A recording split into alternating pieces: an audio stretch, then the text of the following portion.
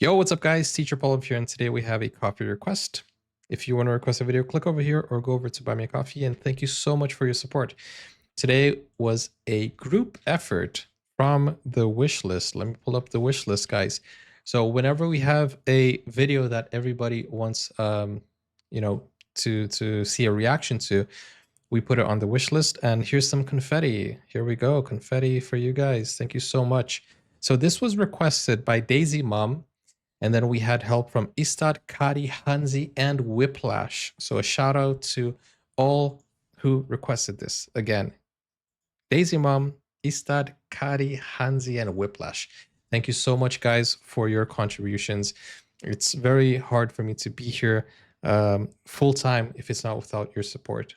If it's not without your support, it's not with your support. If it's not with your support, I wouldn't be here. Without your support, I can't be here. This is from a channel called Parminder Gill Visuals. And if you want to watch this without my commentary, link is in the description. So without further ado, like, subscribe, and let's go. Let's check out. Let's learn about Norwegian Easter. In this documentary, we're going to show you how Norwegians celebrate the season of Easter, including unique traditions such as Fat Tuesday, the cabin trip, shopping trip to Sweden, and Easter crime. We'll also take a look at how Christianity arrived in Norway, the origins of the Easter egg, and how Norway's most beloved Easter food products aren't actually Norwegian. What? No.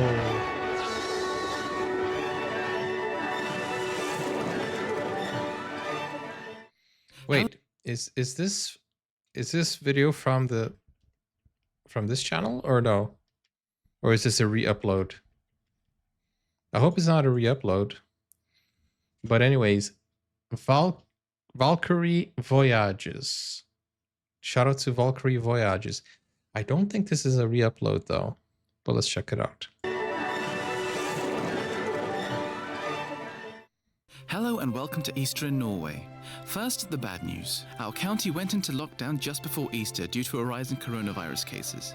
As a result, I couldn't meet with my Norwegian in-laws, and the streets were virtually empty on what should have been one of the busiest shopping periods of the year. The good news is that we have plenty of footage to work with from previous Easter celebrations, and we've also reworked the format to explore more of the fascinating history behind Norway's Easter traditions. So without further ado, let's begin. The Norwegian word for Easter is Påske, which derives from the word Pesach or Passover. Easter is part of a series of dates that mark historical events surrounding the crucifixion and resurrection of Jesus. There are 3 distinct periods covering a total of 107 days: Shrovetide, Lent, and Eastertide. The first period, Shrovetide, starts on Septuagesima Sunday and ends on Shrove Tuesday. The most famous event during Shrovetide is Carnival, which translates to remove meat. Historically, it was the last chance for Christians to indulge in excess food and drink before Lent, and it was celebrated as a parade or street party.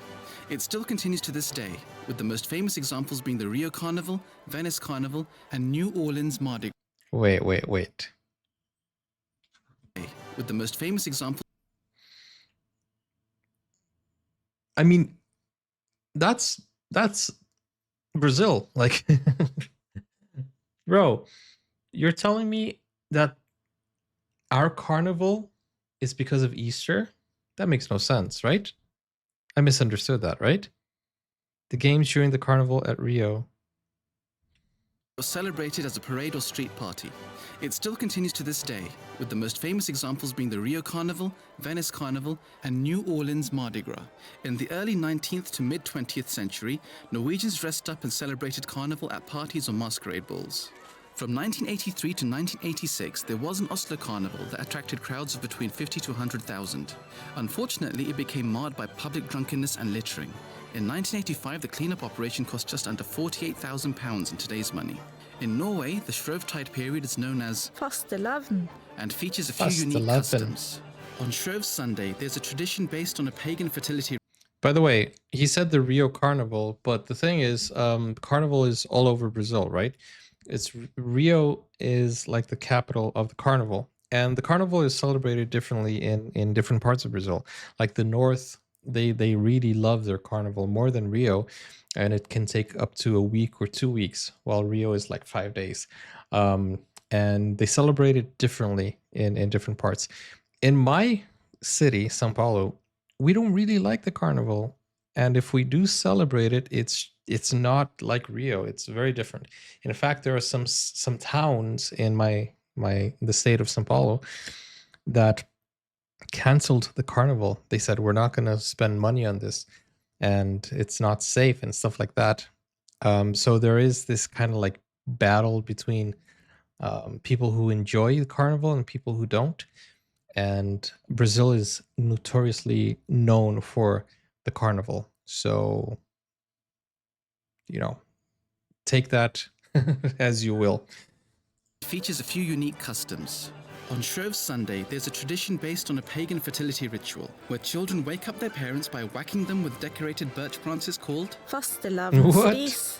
If they're lucky, Does their it parents hurt? will treat them to Fastelavnsboller. a sweet roll Nice. with a thick layer of cream in the center. The last day of Fastelavnsboller. Shrovetide, Shrove Tuesday, goes by many names around the world. In England, it's called Pancake Day. In France, it's called Mardi Gras, and in Norway, it's called Mardi Gras. Fete I've heard that tirsdag. before. which means Fat Tuesday. That's also what Mardi Gras means in English. With Lent Mardi starting the Gras. next day, any fresh ingredients such as eggs, milk, and butter had to be used up. Add a bit of flour and sugar, and you have the recipe for I Norske have vafler. this waffle maker. I was telling you guys the other day that I have a waffle maker, and I think it's a Norwegian waffle maker because it comes out exactly as the one I had in Norway. This is the exact same waffle maker that I have at home. I just need the ingredients. Dang, I have a Norwegian waffle maker at home. I just need brown cheese now and some sour cream and jam. add a bit of flour and sugar, and you have the recipe for Norske vafler. or the Norwegian Norske waffle. Okay, vafler. we're gonna make waffles, Norwegian waffles. Oh, and it's from this important channel. To brush the butter onto this waffle. Thank you, have to Rob. follow the Thank you so shape. much, Rob. So you start from the middle. I've and then reacted to you this go channel before. outwards, like this. And you just okay, a little bit more. So she's Norwegian and he's British. There. It's ready to close. Make sure. I'm gonna make some waffles one day for you guys here on stream. Live on stream. Well, not live, but hey, that's a good idea. Cooking waffles with the chat. Leaning tower of waffles. Yeah, We normally just made our waffles. they're round, basically like a pancake, or they're like Belgian waffles. The Belgian waffles are like this thick stuff, Hey, maybe if I can set up that, hey, maybe that would be nice. Cooking waffles like a Norwegian waffle mukbang. I think it's about 28 waffles. Hard job. And we got different kind of toppings here. What we usually do is to top it up with jams. And we also have our legendary brown goat cheese, which tastes like caramel, so it's like a dessert. I'll See, show you Nami, guys that's actually the how one. You should eat it. Toppings here. Wrap it like the sandwich. Okay. I do the full Let's thing begin. though. On the off chance you're ever Like attending that. a football game in the town of Moss, keep an eye out. You might find hot dogs and waffles being sold there. The What? next Hot period dogs and is waffles? Fastetiden. or Lent, which runs from Fastetiden. Ash Wednesday to Holy Saturday. As the Church of Norway is Protestant, fasting lunch. isn't widely practiced. However, there are a few important dates towards the end of the period. Palmesøndag. Or Palm Sunday is the day Jesus rode on a donkey into Jerusalem. As he entered the city, people celebrated and laid down palm tree branches. As Norway's climate obviously can't support palm trees, the birch tree takes their place. It's also around this time that people start putting up their Easter decorations, with the color yellow being especially prominent. Just like Christmas, there's a flower that represents Easter. In Norway, the Påskelilje. or Easter lily is what we would Påskelilje. call a wild daffodil. In other countries, the Easter lily is Lilium longiflorum, a plant native to Taiwan and the Ryukyu Islands. Lilies are not only a symbol of the resurrection, Jesus himself mentions lilies in Luke 12:27. Dymmelonsdag. Or Holy Wednesday is the day Jesus was betrayed by Judas. In Norway, it's the last day the shops are open, and it's also when people in the cities leave in their thousands for their cabins or skiing holidays, a phenomenon Wait, nothing is open? Like nobody works? Obviously, it's something that, it's fair that everybody has a day off. But wow, I feel like the shops, like everywhere else, are open. Or maybe at least they close early. I don't know. That's pretty interesting though. phenomenon called Påsketrafikk. or Easter traffic. Now, we've covered skiing in the Christmas in Norway episode.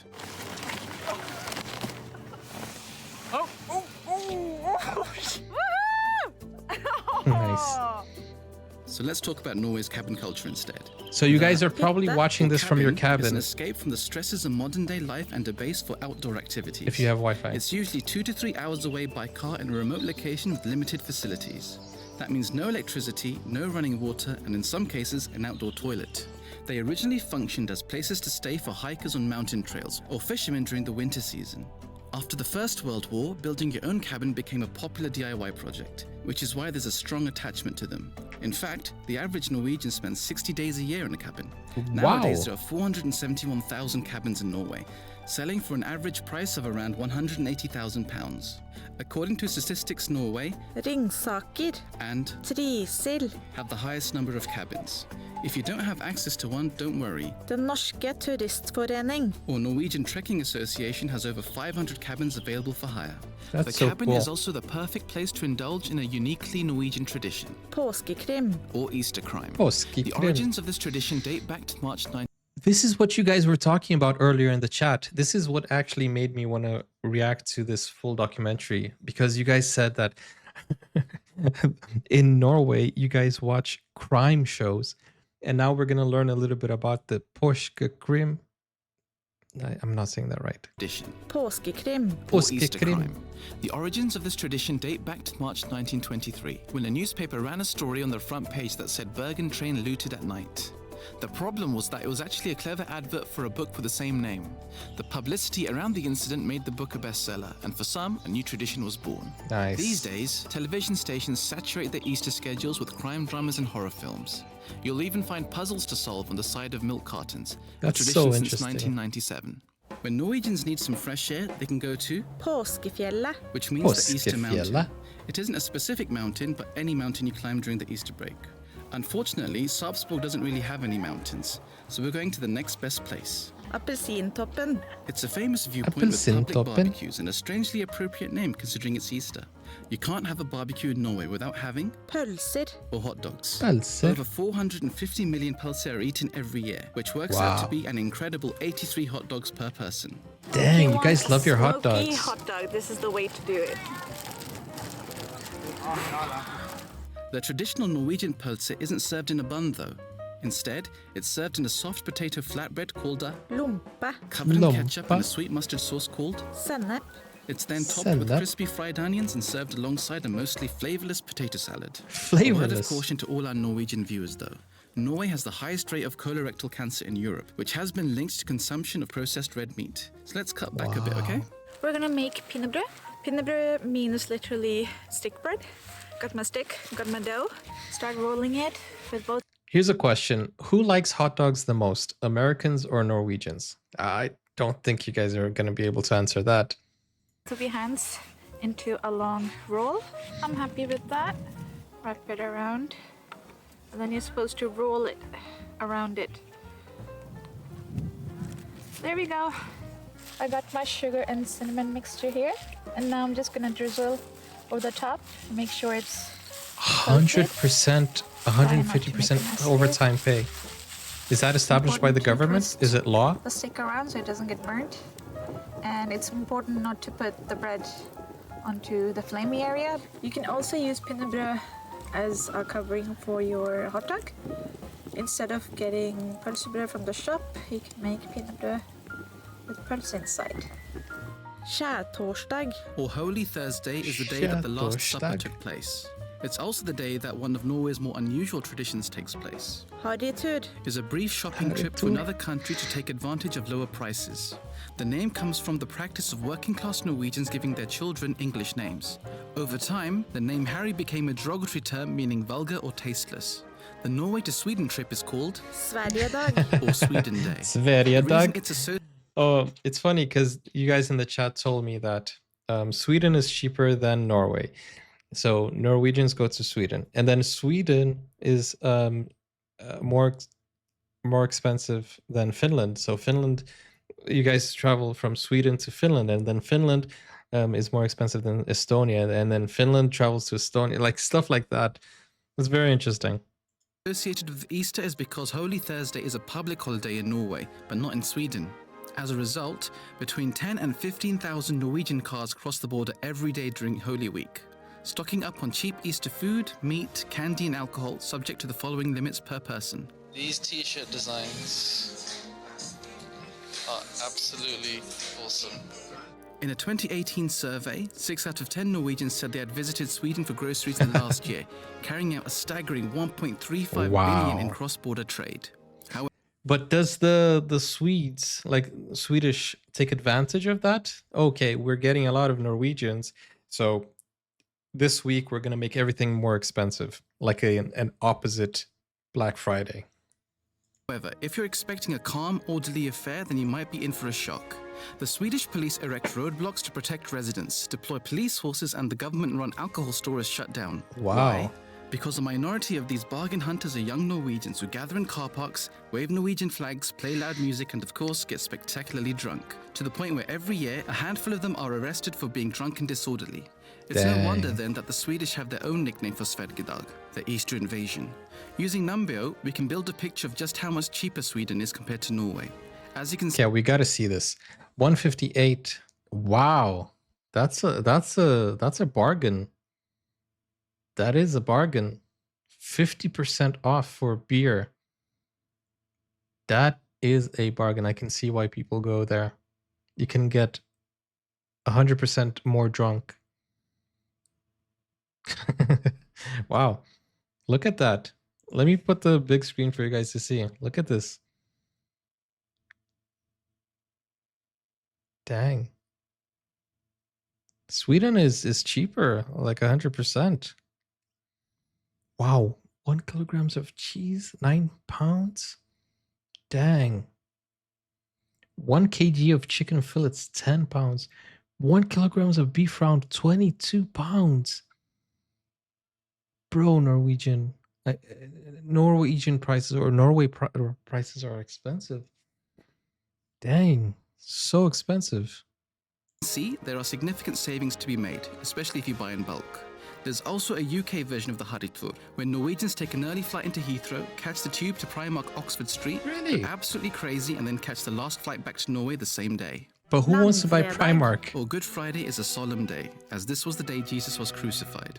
It's a day of remembrance rather than celebration. So let's take the opportunity to examine Norway's interesting relationship with Christianity.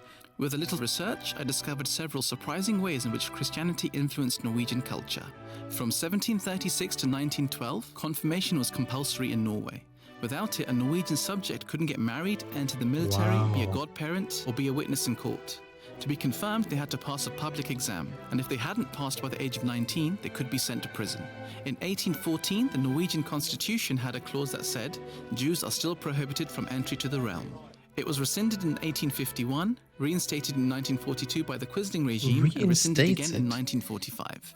In 1919, Norway held a referendum on the prohibition of alcohol, and incredibly, the public voted for it. Prohibition was originally a Christian movement that blamed alcohol for domestic violence and poverty.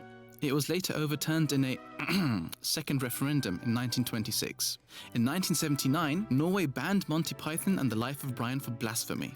Sweden naturally capitalized on this by promoting it as the movie so funny it was banned in Norway. But that's... Oh my goodness, you guys, Monty Python is banned. Dang, really? That's interesting. in the past, I hear you say. Things are different now. Well, it was only in 2012 that the Church of Norway officially split from the state. According to Norwegian law, not only does the king have to be from a Lutheran background, but until 2012, half of the government's cabinet also had to be Lutheran. The previous year, a new Norwegian translation of the Bible was amongst the best-selling books in all of Norway, topping the charts and selling almost 160,000 copies in just over a year. According to KAIFO, a Christian research institution, 11% of Norwegians read the Bible on a weekly basis. Of course, when religion and money come together, there's always controversy, and Norway isn't an exception. If a Norwegian is born and one of the parents belongs to the Church of Norway, the child automatically becomes a member. This practice, which still continues, is controversial because the state funds religious organizations based on their membership numbers. Multiple figures are quoted, but it looks like it's 900 krones, or about £75 per person per year. During 2010 to 2014, with increased immigration from Catholic countries such as Poland and Spain, the Catholic Church in Norway took things a step further. They used the telephone directory to find names that appeared to be Catholic, looked up their social security numbers and added 65,000 names to their membership, without letting any of them know. Oh The my Bishop of goodness. Oslo was charged with fraud, and although he was later acquitted, the Catholic Church had to return 3.4 million in membership fees, Wow. pay a £170,000 fine, and a further £25,000 for the state's legal costs. Christian symbols are very much a visible part of daily life. The cross of St. Philip the Apostle adorns the Norwegian flag, and several county flags feature symbols of Christianity. Until I started working on this video, I had no idea what the Church of England logo looked like, but in any town or city you'll notice the Church of Norway branding. Even if you never attend church, in my city you'll regularly receive a newspaper in the postbox called Church News. 9 of the 12 public holidays in Norway are based on Christianity. 7 of them are linked to Easter, and 2 of them are linked to Christmas. As Holy Thursday, Good Friday, Easter Sunday and Easter Monday are all public holidays, Norway actually has the longest consecutive Easter break in the world at 5 days long. Wow. Additionally, on Good Friday, no commercial adverts are aired on television. Norway has a Bible Belt which has strong Wait. support for the Christian. No commercials are aired during Easter? The government pays the government is the one who pays? Wait, what? Is that what he meant? That's why he was accused of fraud? I thought it was the person who paid. Wait, so he added 60,000 members and the government that paid per person?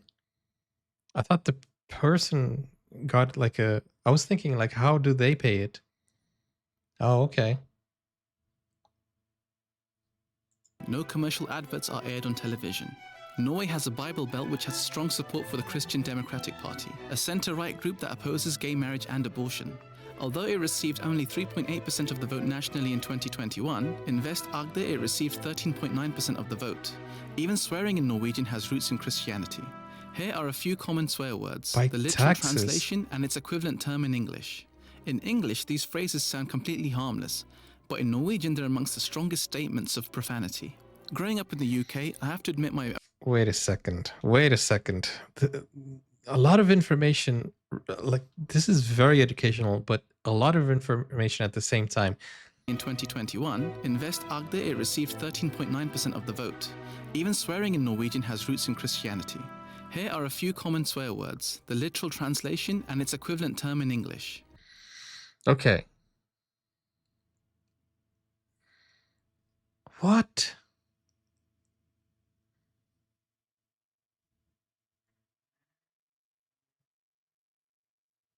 What? So, if I say devil in Norwegian, it's a swear word?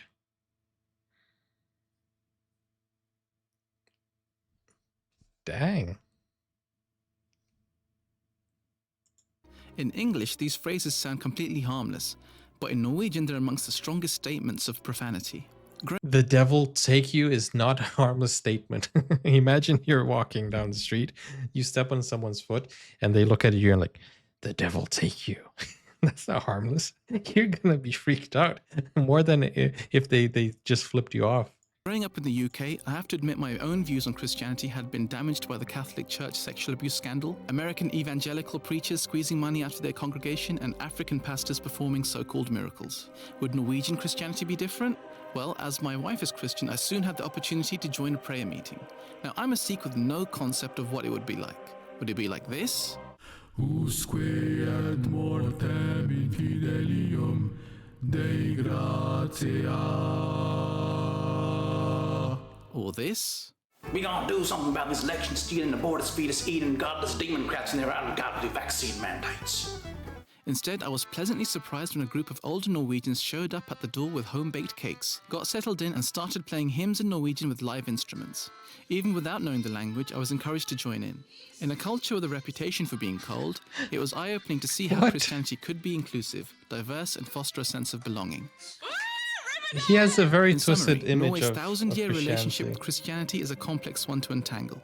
From a British perspective, it's fascinating. I think a lot of people have a lot of twisted ideas of religion because of the whole stereotypes and because of stuff that, you know, people kind of like put on blast. To see how prevalent Christianity is in Norwegian daily life, albeit in the form of cultural artifacts rather than actual worship. If you're Norwegian, what are your thoughts on Christianity in Norway? Let me know in the comments. Påskeaften. Or Holy Saturday is the day Påskeaften. Jesus' body lay in the tomb. In Norway, Påskeaften starts quietly, but over the course of the day, the mood shifts as families gather to share a meal together. It usually consists of vegetables served alongside either roast lamb or rakfisk, which is fermented trout. In the past, food stores would be Fermented running low trout. after a long winter, which meant Norway's Easter food traditions aren't as prominent as Christmas. However, over the years, some foods have become associated with Easter. What? In pagan times, the egg was considered a symbol of fertility and rebirth because the increase in daylight hours and warmer temperatures meant chickens would lay more eggs. For Christians who have been fasting for 40 days, though, the egg is not just a symbol of new life in Jesus' resurrection, it's also a very welcome treat. In 2011, Norwegians consumed over 35 million eggs over the Easter period, or about 7 eggs each. The tradition of decorating eggs comes from the Christians of Mesopotamia. Eggs were stained red to symbolize the blood of Christ at the crucifixion, a practice that continues to this day among members of the Eastern Orthodox Church. The Easter Bunny was first recorded in Germany in 1682. It was actually an Easter hare that hid multicolored eggs in gardens for children to find on Easter Sunday. The first Easter egg hunt is said to have been organized by revolutionary monk Martin Luther for his congregation. We couldn't talk about Easter eggs without mentioning the infamous Fabergé eggs, which were Easter gifts created for Russian royalty. This particular translucent enamel egg is called the Scandinavian egg and measures just 74 millimeters high. In 1980, it was rediscovered in a bank safe in Oslo amongst the possessions of Maria Quisling, the widow of the Nazi collaborator Vidkun Quisling. Wow. Chocolate Wait. Easter eggs were first Is Quisling? Is this Quisling? We have that on the wish list, right? There's a movie and the series about Quisling. Is it the same one? Or no? Or is it a different Quisling? Quisling, the widow of the Nazi collaborator Vidkun Quisling. Chocolate Easter eggs were first developed in France in 1725. He was a collaborator. And Cadbury's created the first hollow chocolate Easter egg in 1875.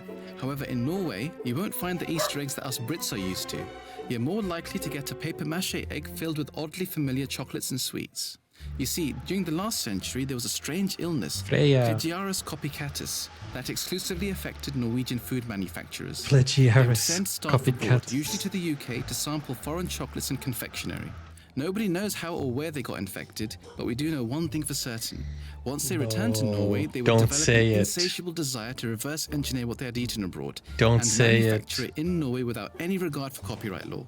The Don't incubation say period it. for this disease was extremely variable, from 1 year to almost 40 years. The first case was discovered in 1906, when Freya's Milk Chocolate bar was released 1 year after Cadbury's Dairy Milk in 1905. After that, it was an absolute free-for-all. There were Norwegian copies of Don't the Mars say bar, it.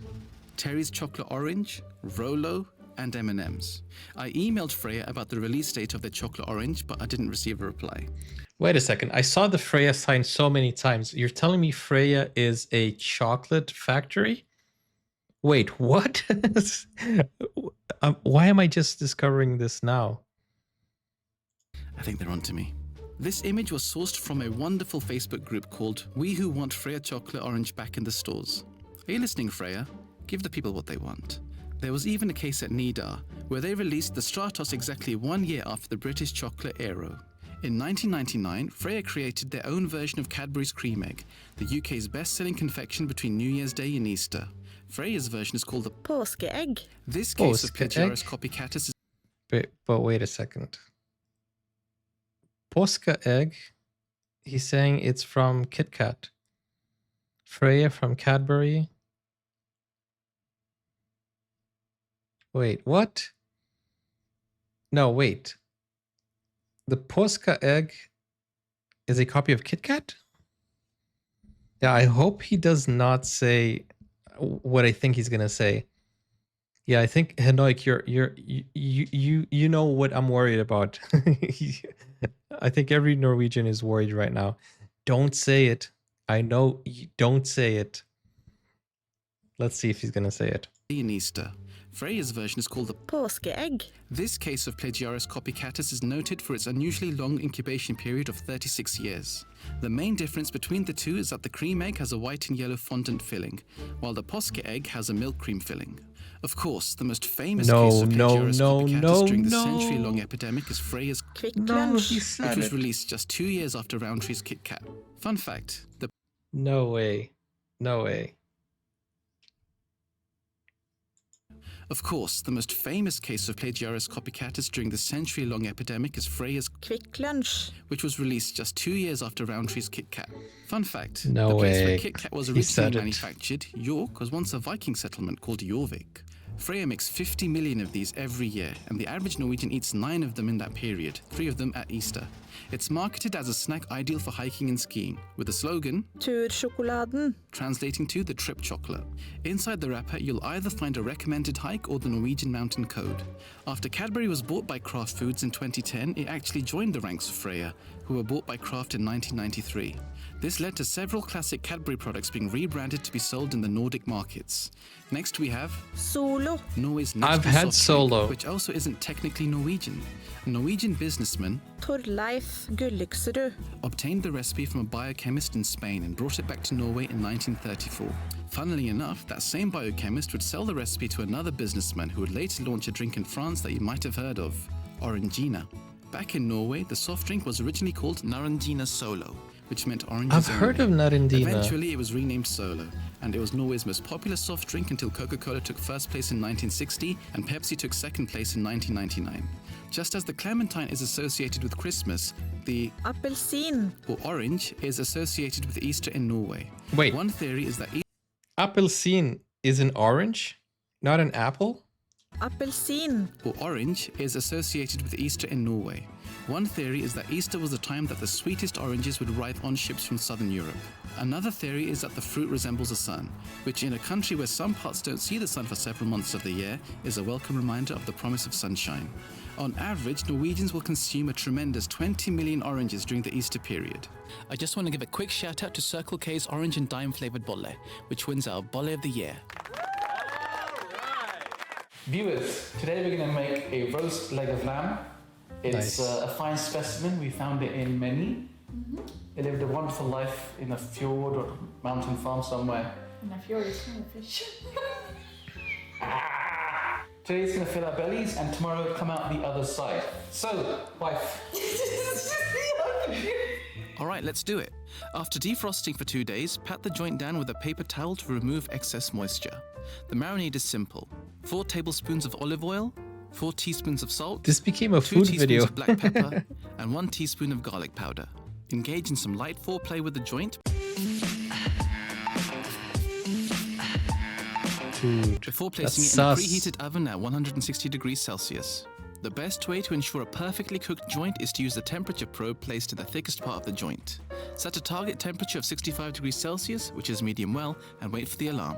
Cooking times will vary depending on the oven, but for our 4-kilogram joint, it took about 2 hours.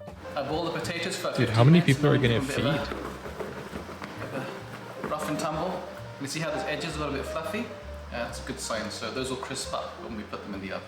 Viewers, and especially you Norwegians, please stop boiling your vegetables. I've seen the stoic look on your faces while you dutifully eat those mushy veggies that have been boiled to hell and back. It breaks my heart. If there's one thing you take away from this video, it's to make a habit of roasting vegetables. Not only will you get a better flavor through something called the Maillard reaction, they'll actually be more nutritious because water-soluble nutrients won't disappear into the water. British For every 500 grams love of vegetables, add their 1 roast. tablespoon of olive oil, 1 teaspoon of salt, and half a teaspoon of black pepper. Toss them until they're shiny and the salt and pepper are well distributed. For potatoes, onions, garlic, carrots, and other root vegetables, let them cook for about 45 minutes in total. For tomatoes, bell peppers, and broccoli, put them in the oven during the rest period for about 20 minutes. We're doing a final blast.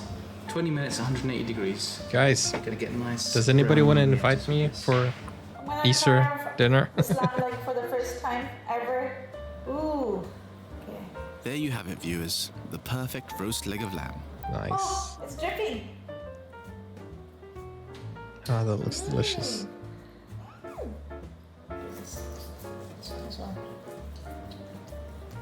I wonder how much that cost. 4 kilograms of lamb. Lamb is the most expensive meat. Or is it? It is. Or is it? Look at all that juice.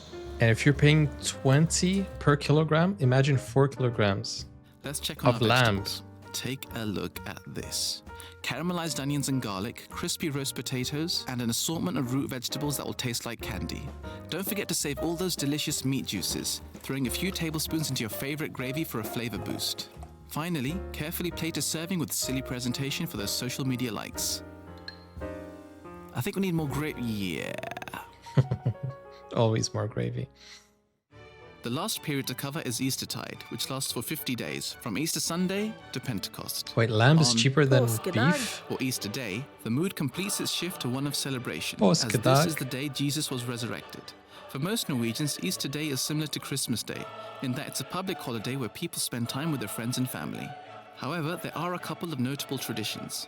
The Easter egg hunt and, Påskefrokost. or Easter breakfast, which typically Påskefrokost. consists of a breakfast buffet featuring eggs, pancakes, bread, and oranges. Here are a couple of ideas for your next brunch. The full recipes will be in the description below. Eggerøre.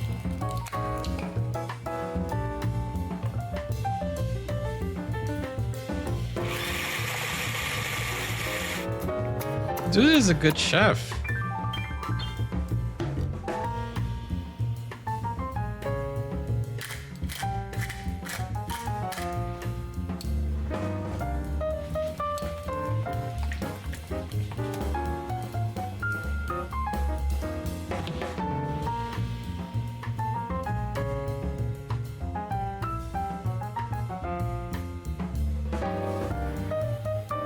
Nice.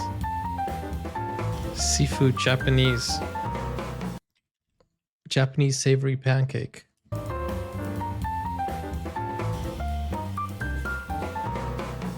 This is getting me hungry, man.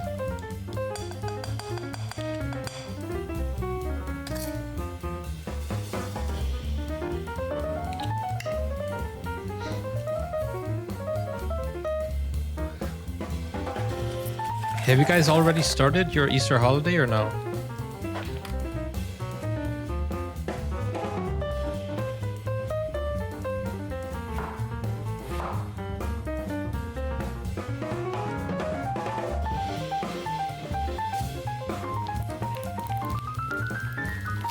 This is a genius cheese cutter.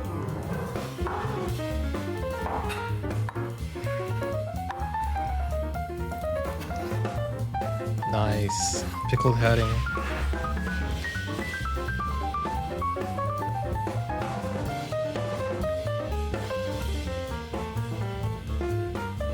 Starting on Thursday.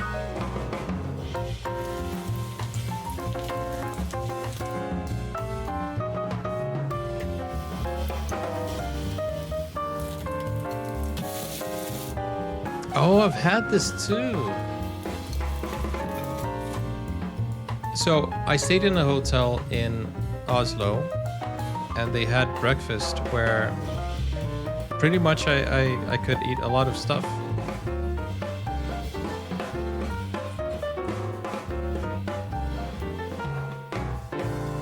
You guys seen the video. So I tried these fish cakes. Easter Monday is an ordinary public holiday in Norway without any notable traditions, which means we've reached the end of the episode. If you enjoyed the video or learned something new, do consider subscribing to the channel, as I'd love to reach 1,000 subscribers by the end of the year. Nice. Don't forget to check out our other content filmed in Norway, and I'll see you in the next episode. Let's see if they got 1,000 subscribers. 1.8 thousand. Is this his channel? It is his channel. Guys, come on, go subscribe to his channel. 1.8 thousand subscribers. I feel that's very low. I feel that's very low.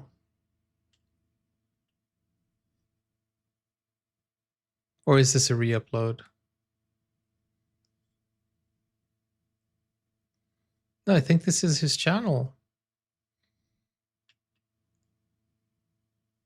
Yeah, guys, go check him out.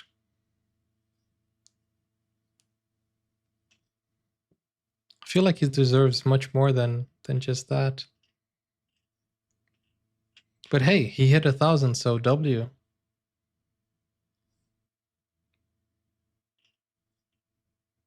Such a great movie maker, filmmaker.